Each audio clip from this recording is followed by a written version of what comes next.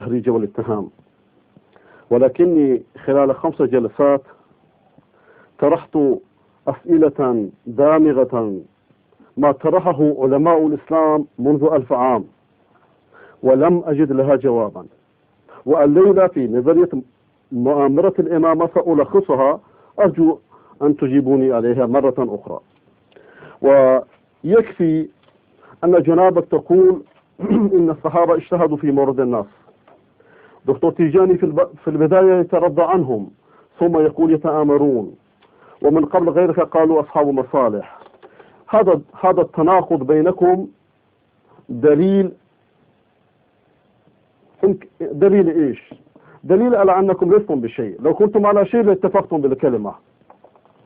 وأنت تهدف الإصلاح، أرجو من الله ذلك، ونحن نهدف الإصلاح، ولكن الإصلاح هو في اتباع الكتاب والسنة. وأضف هذا البشرى أيضا للإخوة المشاهدين، أن اتصل بي أحد الإخوة المشاهدين أنه اهتدى عدد، ذكر لي 4 من دمام من خلال هذه الجلسات، ونرجو الله تعالى أن يبارك في هذه الجلسات وفي هذه القناة، حيث أصبح اللقاء كله علم، وقال الله وقال الرسول وقال العلماء وقال الفلان. هذا لم يحدث في القنوات العربية. وأني أخالفك الاختلاف بين الشيعة والسنة ليس لفظيا، هذا طيب خلق منك، أو على كل حال مجاملة مع شيء. الاختلاف أشد من هذا بكثير. الاختلاف وصل بين التوحيد والشرك، وما رأينا بدعة إلا وخرجت من التشيع.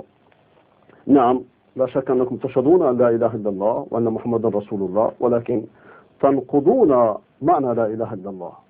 تقولون إياك نعبد وإياك نستعين، ثم تناقضون مستواها معناها الاستعانة بغير الله تعالى.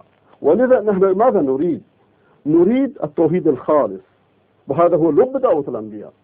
ونحن نريد الإصلاح أيضا، وإلا ماذا يجعلنا نجي هنا نتناقش؟ نريد الإصلاح، نريد أوضع إلى كتاب الله وسنة رسوله.